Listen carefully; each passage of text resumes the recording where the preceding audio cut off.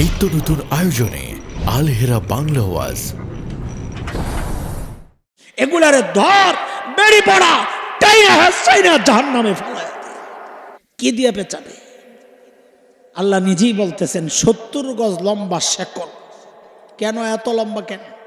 আমি মানুষটা কদ্দুর দোস্ত, এই সাইজ থাকবে না। আযাব যেন ভালো করে দেওয়া যায়, আল্লাহ আমার বডিকে অনেক বড় বানায় দিবেন, চামড়া অনেক মোটা করে দিবেন। শেকল দিয়ে যে পেঁচাবে, কেমনে পেঁচাবে? দুনিয়ায় যেমনি পেঁচায় না। শেকলের একটা মাথা নাকের ছিদ্র দিয়া ঢুকাইয়া পায়খানার রাস্তা দিয়া বের করে ওঠাই।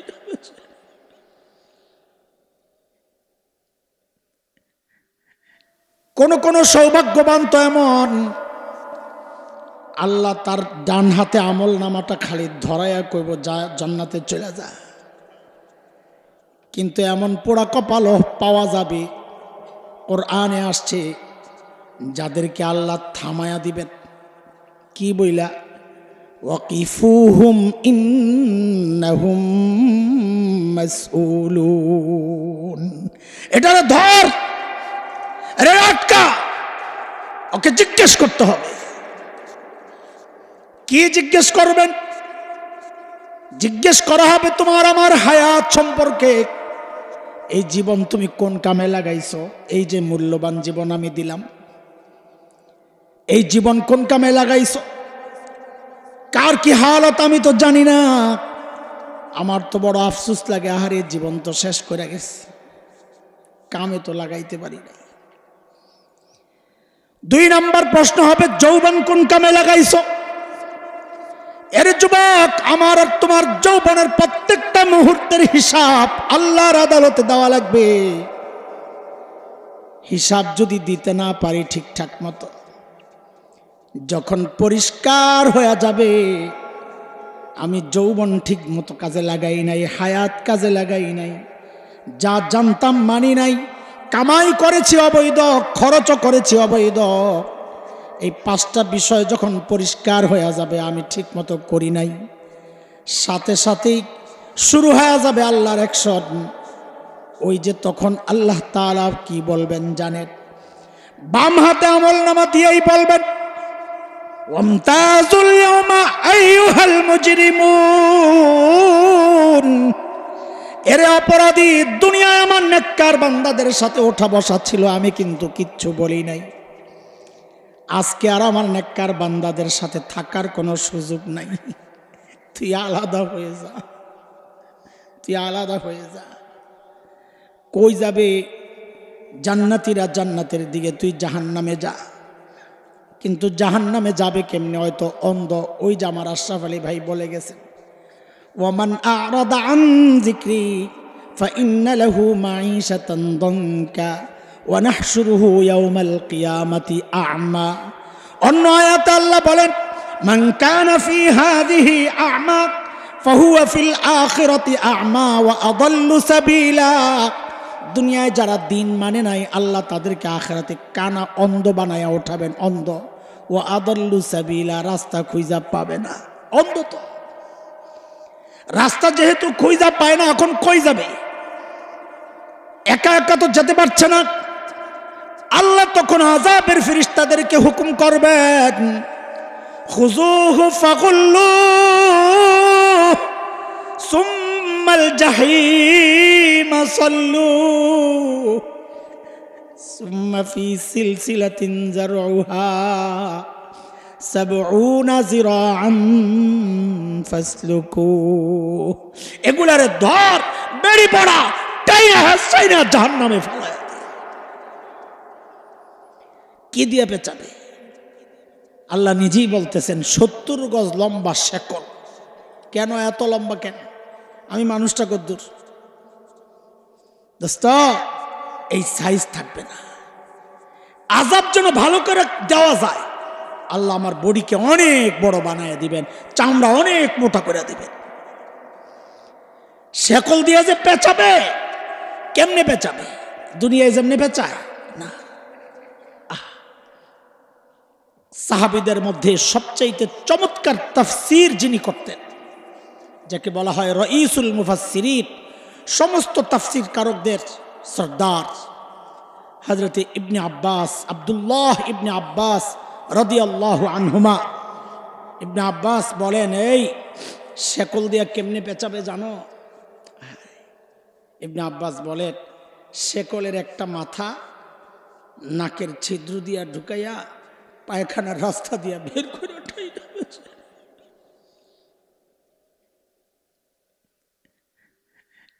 আল্লাহু আকবার। ফালাবেও কোথায়? জাহান্নাম কি বিশাল বিস্তৃত জায়গা, ছোট্ট গাদাগাদি কইরা। ওয়াইজা উলকু মিনহা মাকানান দাইয়িকা মুকাররানিন, ছোট্ট জায়গায় গাদাগাদি কইরা সবডিরে ফালাইব বান্দা। বান্দা তখন চিৎকার করতে থাকবে, কি বইলা? আল্লাহ বলতেছেন, দাউ হুনালিকা সুবুরা, চিৎকার করে করে বলবে, আল্লাহ আর তো সহ্য হয় না, আমারে মৃত্যু দিয়া দাও, আল্লাহ মৃত্যু দিয়া দাও, আর সইতে পারতেছি না। আল্লাহর পক্ষ থেকে জবাব আসবে, লা তাদউল ইয়াওমা সুবুরান ওয়াহিদা ওয়াদউ সুবুরান কাসীরা। মৃত্যু একটা কেন চাস? বেশি বেশি চা। কেন? মৃত্যু চাওয়ার উপলক্ষ তো একটা না, বারবার আসবে, বারবার আসবে। এটার জন্য ওই আয়াতেরই ব্যাখ্যা। কেউ কেউ চিন্তা করে জাহান্নামের আগুনের এত তাপ শুনি তো ফালাইলে তো লগে লগে ময়রা ছাই হয়ে যাবে। আল্লাহ কয় না, বিষয় এমন না। কি? কোরআন বলতেছে, কুল্লামা নাদিজাত জুলুদুহুম বাদদালনাহুম জুলুদান গায়রাহা লিয়াযুকুল আযাব। আল্লাহ কয়, চামড়া একটা পুইরা শেষ, আমি আল্লাহ আবার নতুন চামড়া লাগাই আবার জ্বালাবো। ওইটা পুইরা যাবে, আবার নতুন চামড়া লাগাই আবার জ্বালাবো। এইভাবে বারবার খালি জ্বলতেই থাকবে, জ্বলতেই থাকবে।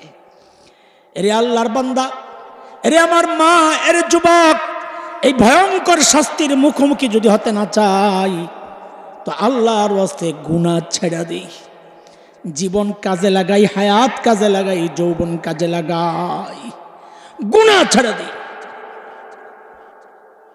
আশ্চর্য লাগে, আশ্চর্য লাগে। চুল পাইকা সাদা হয়ে গেছে, এখনো গুনাহ ছাড়তে পারে না।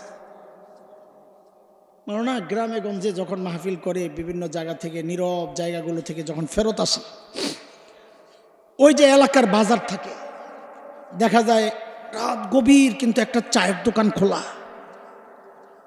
ওই চায়ের দোকানের টেলিভিশন চলতেছে। শ্রোতা কারা? অধিকাংশই চুলদারি পাকা বুড়া বাবারা। কিরে ভাই, আয়নায় দেখেন না? ও মা, আয়না দেখেন না? চুল যে পাকছে, দাড়ি যে সাদা হয়েছে, আয়নায় দেখেন না? এটার মানি জানেন না? ওলামাদেরকে জিজ্ঞেস করেন, ওলামাদেরকে জিজ্ঞেস করেন, এই চুল দাড়ি এগুলো সাদা মানি কি? পড়ছি তো, পড়ছি না, ওই জন্য আয়নায় দেখলে যখন দেখি চুল দাড়ি সাদা, মাঝে মাঝে কলিজারা মোচড় দিয়া ওঠে, কারণ এর অর্থ জানি, এটার অর্থ জানি। কি অর্থ? আরে আমার মালিক আমাকেই বারবার সতর্ক করেছিলেন, নোটিশ পাঠাইছেন। আমার সামনে গাছের পাতাটা ঝরাইয়া আমাকে সতর্ক করেছিলেন, এরে হাসান জামিল, যে জিনিস ধরে ওই জিনিস কিন্তু ঝরে, একদিন তুইও ঝইরা যাবি, আমি কিন্তু সোজা হই নাই। আমার সামনে সূর্য ডুবায়া আমার মালিক আমাকে সতর্ক করেছিলেন, এরে হাসান জামিল, যেই জিনিস ওঠে ওই জিনিস কিন্তু ডুবে, একদিন তুইও ডুইবা যাবি, আমি কিন্তু সোজা হই নাই। আমার সামনে দিয়া আমার বাবার লাশটারে আল্লাহ কবরে পাঠাইছেন। আমারে আমার রব সতর্ক করেছিলেন, রে হাসান জামিল, একদিন তোর সন্তানের সামনে দিয়াও তোর লাশটা কবরে যাবে, আমি কিন্তু সোজা হই নাই। আমার সামনে দিয়ে আমার মায়ের লাশটারে আল্লাহ কবরে পাঠাইছেন। আমি দাঁড়ায় দাঁড়ায় চোখের পানি ঝাড়তেছিলাম। আমার রব আমারে সতর্ক করেছিলেন, রে হাসান জামিল, একদিন তোর সন্তানের সামনে দিয়াও তোর লাশটা যখন কবরে যাবে, তোর বাচ্চাগুলা দাঁড়ায়া দাঁড়ায়া আব্বু আব্বু বলে চিৎকার করতে থাকবে। দরজার আড়াল থেকে বিবি চিৎকার করতে থাকবে, আপনজন বুক চাপড়াইতে চাপড়াইতে পেছন দিয়া বিদায় দিতে থাকবে। এই দৃশ্যগুলো আমারে বারবার আল্লাহ দেখাইয়া সতর্ক করেছিলেন। আমি যখন সোজা হই নাই, এইবার শুরু হয়ে গেছে শরীরের মধ্যে ডাইরেক্ট অ্যাকশন। এরে বাবা, এই চুল দাড়ি সাদা মানি বুঝেননি? চুল শরীরের একটা অংশ, দাড়ি শরীরের একটা অংশ। চুল দাড়ি সাদা মানি শরীরের একটা অংশের মৃত্যু শুরু হয়ে গেছে। যে কোনো মুহূর্তে মালাকুল মউত আল্লাহর হুকুম পাওয়া মাত্র খাপ করে ধইরা রোহটারের টাইনা চাই বাইর করে লইয়া যাবে। হেরে যুবক, তুই কিন্তু এমনটা মনে করিস না যে আমার তো চুল দাড়ি পাকে নাই, আমার সময় লম্বা পড়ে আছে, আমার লম্বা সময় পড়ে আছে, আমি নিজেকে শুধরে নিতে পারবো। অনেকেই এই চিন্তা, এই ধোকায় অনেকে আছে। এই ধোকায় আমিও তো ছিলাম, আমিও ছিলাম এই ধোকায়। লম্বা সময় পরে আছে, ঠিক করে নিব না, আমল করে নিব না। না রে বাপ না, বিষয়টা এমন নাও হইতে পারে, উল্টাও হইতে পারে। কত বাবাকে দেখছি সন্তানের লাশ কাঁধে নিয়ে গোরস্থানে যায়, দেখেন নাই? বাবার আগে সন্তান মারা যায় এমন কোন দৃশ্য দেখেন নাই জীবনে? সেটা যে আমার বেলায় ঘটবে না তার কি গ্যারান্টি? হ্যাঁ, আমি সহ এই মজলিসে আমরা যারা বসে আছি, এমনটাও তো হতে পারে যে এই মজলিসে এমন কেউ আছে, সে বসে আছে এখানে, হাসতেছে, তামাশা করতেছে, কিন্তু তার খবর নাই ইতিমধ্যেই তার কাফনের কাপড়টা দোকানে চলে আসছে, সে জানেও না। যে কোনো মুহূর্তে বাড়ির দিকে রওনা দেবে। আরে ভাই, দোকানের যে কাফনের কাপড়টা আছে, এটা কি কোনো শিয়ালের কাফনের কাপড়? হ্যাঁ, কোনো কুকুরের কাফনের কাপড়? কোনো মানুষের তো না। সেই মানুষটা আমি না, আপনি না, এটার কি গ্যারান্টি? বলে বলে কেমনে হাসতেছি আমি, কেমনে তামাশা করতেছি আমি সহ। আমি নিজেকেই বলি আমি বড় আসামি। আমি সহ আমাদের অধিকাংশের চেহারার দিকে তাকাইলে মনে হয় না এই মানুষটার আখিরাতের কোনো চিন্তা আছে। উদাসীন কেন রে ভাই, কেন? অথচ আল্লাহর নবীর সাহাবীরা জান্নাতের গ্যারান্টি পাওয়া। হযরতে আবু বকর জান্নাতের, হযরতে ওমর জান্নাতের। আরে হযরত ওমর তো খালি জান্নাতের গ্যারান্টি পাওয়া না, নবী যে জান্নাত ঘুরে আসছেন, সাইয়েদনা ওমরের বাড়িটাও দেখে আসছেন। অথচ এই মানুষগুলো আখিরাতের চিন্তায় কি করতেন জানেন? হযরত ওমর যখন মৃত্যু সজ্জায় মসজিদে নববীর ফ্লোরে পড়ে আছে, বিষাক্ত খঞ্জর দিয়া চালাইছে এক অগ্নি পূজারী আবু লুলু নাম। বিষক্রিয়ায় হযরত ওমর বেহুশ। হুশ ফেরার পর কিছু কথাবার্তা বলছেন, ওজুর পানি চাইছেন, একজনের কাপড় ঠিক করছেন, টাকনোর নিচে ছিল। এরপর কি করছেন জানেন হযরত ওমর? আচ্ছা, হযরত ওমরের জান্নাতে যাওয়ার ব্যাপারে কারো কোনো সন্দেহ আছে? কেন নাই? কারণ নবীজি বলেছেন ওমারু ফিল জান্নাহ, ওমর জান্নাতি। নবীজি বলেছেন আমি ওমরের বাড়িটা জান্নাতে দেখছি, কি যে সুন্দর বাড়ি, আমার মন চাইছিল একটু বাড়িটার ভেতরে ঢুকি নাই। ওমর যদি আবার মাইন্ড করে, দেখছেন মানুষের রুচির মূল্য দেওয়া উচিত। একজন মানুষ স্বভাব কেমন, এইটার মূল্য দেওয়া উচিত। আল্লাহ বানাইছেন যেমন, রাগী মানুষ যেহেতু, আত্মমর্যাদাওয়ালা মানুষ যেহেতু ওমর, আমি ঢুকি নাই। একমাত্র সাহাবী যাকে আল্লাহর নবী আল্লাহর কাছ থেকে ভিক্ষা করে আনছেন, ভিক্ষা, আল্লাহ ওমরের হেদায়েত চাই, আল্লাহ ওমর রে দাও, আল্লাহ ওমর রে দাও, সেই ওমর মৃত্যু সজ্জায় মারা গেলে শহীদ তো হয়েছেনি, জান্নাতে যাবেনি, এটার মধ্যে কোনো সন্দেহ আছে? অথচ ওমর কি করছেন জানেন? মসজিদে নববীর ফ্লোরে নিজের গালডারে রাইখা, মাটি মাটি টাইলস আর মোজাইক না, গালডারে মাটির মধ্যে রাইখা এরকম ঘষতেছিলেন আর কাঁদতেছিলেন আর বলতেছিলেন, ওয়াইলুন লাকা ইয়া ওমর ইন লাম ইয়াগফির লাকা রাব্বুক। ওমর, তোমার রব যদি তোমারে ক্ষমা না করে, তোমার জন্য ভয়ঙ্কর বিপদ কিন্তু অপেক্ষা করতেছে। ওমরের জন্য যদি ভয়ঙ্কর বিপদ অপেক্ষা করে, আমি আপনি কোন চাই? ওমর তো জান্নাতের গ্যারান্টি পাওয়া। আমাকে আপনাকে কে গ্যারান্টি দিছে যে আমাদের মৃত্যুর যন্ত্রণা হবে না? আমাকে আপনাকে কে গ্যারান্টি দিছে যে আমাদের কবরের আযাব হবে না? কে গ্যারান্টি দিছে যে জাহান্নামের আযাব হবে না? বলে কোন ভরসায় এই উদাস জিন্দেগি চলতেছে? বলে ওই জন্য আল্লাহ আমাকে আপনাকে সতর্ক করছেন, এরে বান্দা, ওয়াল আসর, তোর হায়াতের কিন্তু দাম আছে, তোর জীবনের কিন্তু দাম আছে।